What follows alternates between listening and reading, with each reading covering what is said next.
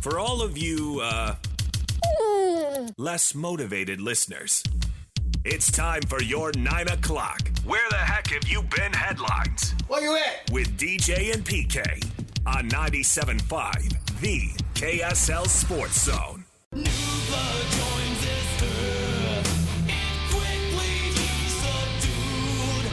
Through constant pain, disgrace, the young boy learns their rules. With time the child draws in, this whipping boy had done a wrong. Deprived of all his thoughts, the young man struggles on and on. He's known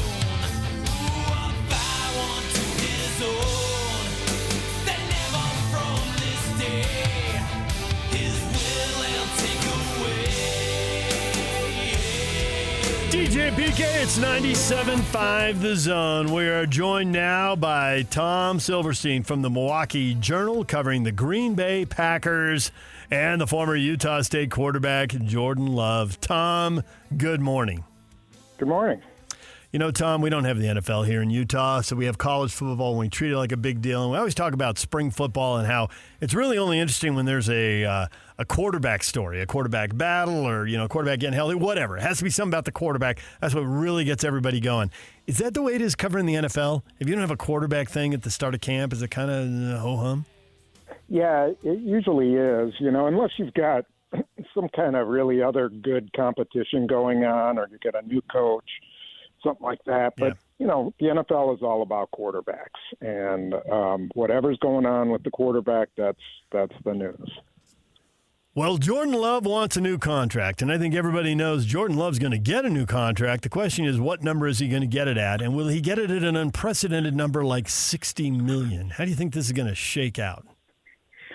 I don't think it'll be $60 million, but whatever, the number is going to be similar to the deals you've seen of late with Trevor Lawrence and, you know, the other guys. Tua will end up getting a similar contract. It really comes down to guarantees, and, you know, the numbers are always look gaudy, but it's really like, is it a 3-year contract? Is it a 5-year contract? Are they locked into them for 7 years? It's all, you know, in the details. And so I think that's part of what's going on now is they're just trying to, you know, they've probably agreed on the value of the contract, and they're probably working on structure and trying to finish that part of it and make sure that it fits the Packers salary cap. But it'll get done. It's not like neither side wants to get it done or doesn't want to get it done. They do. And I think it's just a matter of, you know, hammering out a few details, and so far they haven't done that yet. I'm old enough that here comes an old story and an old name. But in the NBA, when salaries were climbing, there was a guy named John Koncak, who was a perfectly serviceable yet average NBA player, and he got $2.8 million at the time. That was a huge number, and a lot of players got really upset about it. And one player, and I can't remember who it was, like, well, I'm not upset because he just set the market. It occurred to him like, well, if he can get 2.8, that's how I'm going to get 3.8, right? And now we know salaries have zoomed way past that. And I'm curious because salaries are always climbing in the NFL, but what Deshaun Watson got in Cleveland was off the charts. He got it all guaranteed. Yeah. And I'm curious if any side conversations, if you've ever heard, are NFL players upset and jealous about that, or do they think he reset the market, especially for quarterbacks, in a way that can benefit somebody like Jordan Love? Oh, no, I don't think any player is mad at him. If I think of anything, the NFL teams are mad at the Browns. I mean, for giving a guy a completely guaranteed contract that's of that value, the first of its kind, and we're talking about a guy who's, you know, had off-the-field troubles, and his other team traded him away. So, yeah, he reset the market, and everybody's working off of that deal now.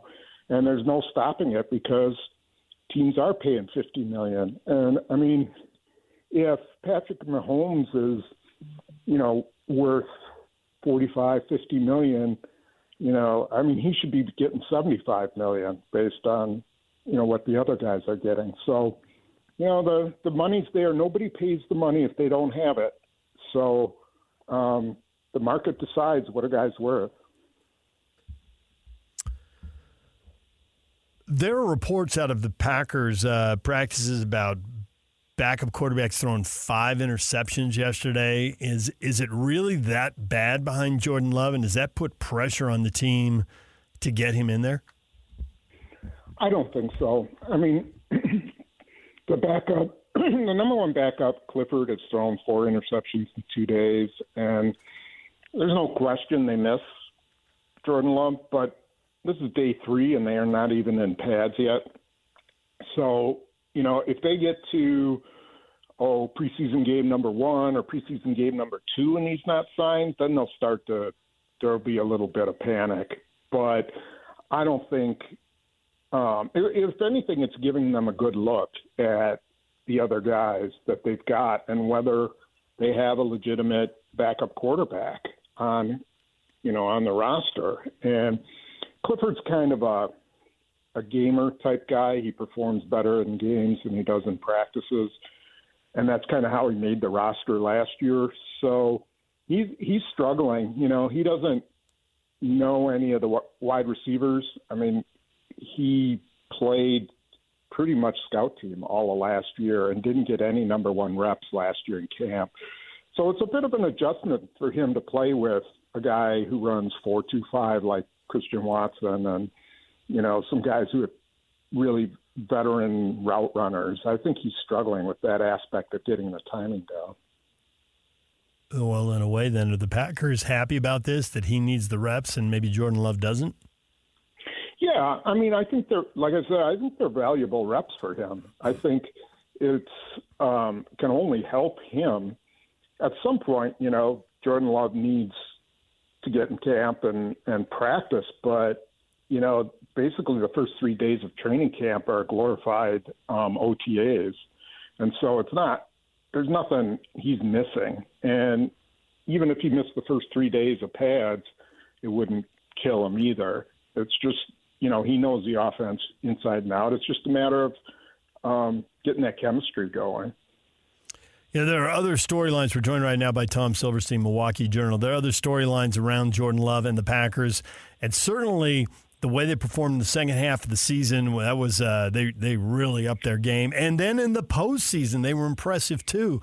So what are the expectations for Jordan Love? It's different when you play, you're the hunted, not the hunter and all that stuff. And when there's expectations, where is the bar set for the Packers right now?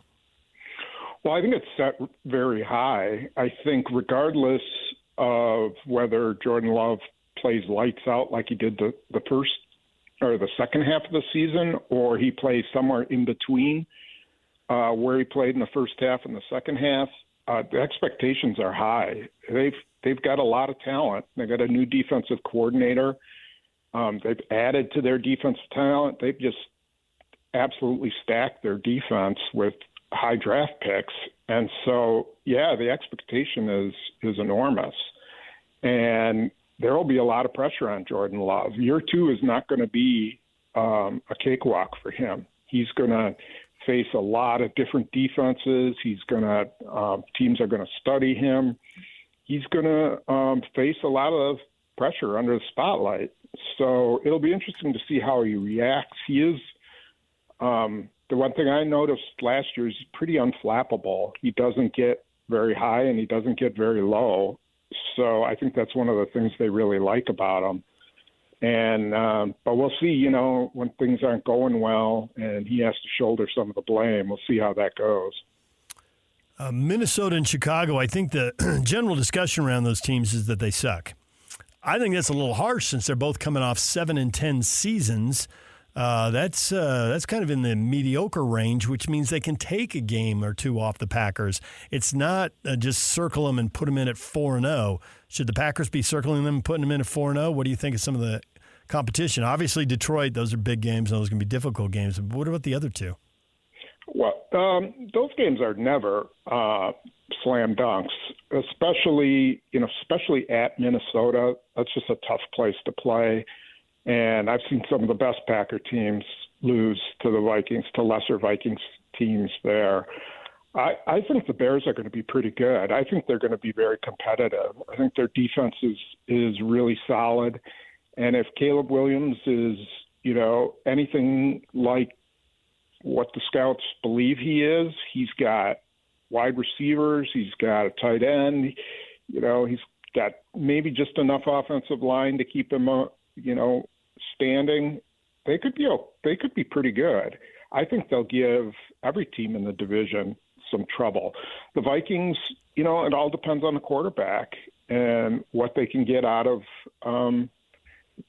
that position. They still have a lot of talent. They got Aaron Jones, and believe me, when Aaron Jones plays the Packers this year, he's not going to be messing around. He's going to be pretty hyped up, and I could see him going off at the Metrodome. So at the Metrodome, at US Bank, shows how old I am. There you go. I think the division is going to be extremely tight. The commissioner dropped a hint about 18 games, and the commissioner doesn't really drop hints. When he says that kind of stuff, like, well, it's coming. It's just a question of when. They got to negotiate it with the players' union. But it sounds like the players' union is willing to trade Game 18 and all the money associated with it to get some other stuff. Fewer OTAs, maybe a second bye week. Are we going to have football almost till March with an extra game and an extra bye week? How's this going to work out? I don't know. Well, they'll cut preseason games to 2, so they don't necessarily have to have the season go any longer than maybe one more week if they had a bye week. I don't know. I think the human body can only withstand so much, and 18 games, I don't know if NFL players were built to play that many regular season games. It's a brutal sport, and even as well conditioned as these guys are, at some point, I just don't know that they can stand up. To me, the key would be they're going to have to increase the roster sizes. I can't imagine having just 53 guys and then expecting to play 18 regular season games. They're going to have to, create the rosters bigger. They've made the practice squads bigger, but with that added money that they're going to be getting, they need to increase the roster size so that guys can, so teams have more options to play guys and give some guys some rest. The NBA has load management. Major League Baseball has always used 2 catchers because those guys get beat up and can't catch every game all season long. And the 4th outfielder and starting pitchers skip a start here and there depending on how they're feeling. Is football going to go to a place where the team plays 18 games but the players only play 16? Because I've heard that floated, but I don't know how seriously to take it. I don't think that the coaches could help themselves, when there's so much at stake to sit a guy for 2 games, or that the league would mandate that everybody has to sit 2 games. I mean, are you going to mandate that Patrick Mahomes sits 2 games? You would, the fans would absolutely revolt. I hear the TV partners cringing and flinching. Yeah, I think the only way to handle that is to have options where if you have an injury, you're not absolutely devastated because you don't have a guy who was on the roster and is able to help you right away. You might be able to keep some veterans who in a pinch can help you and step in and play instead of maybe having to play some 5th round rookie who really doesn't know quite what he's doing yet. So that's where the size of the roster comes in. I mean, we're seeing rotations at running back. You don't see any team with just one running back anymore, who just takes all the reps. So that's one area where they've changed that. You see more rotations on the defensive line and linebackers. So I think you could see some of that happening. Well, Tom, we appreciate the time. Thanks for joining us. Thanks for the Metrodome reference. That was awesome. John Koncak and the Metrodome. There we go. We're showing our age. Thank you, Tom. We appreciate it. No problem. Take care. Tom Silverstein, Milwaukee Journal, talking about the Packers and Jordan Love. High expectations coming off a 9-8 season, but hey, sometimes the numbers lie.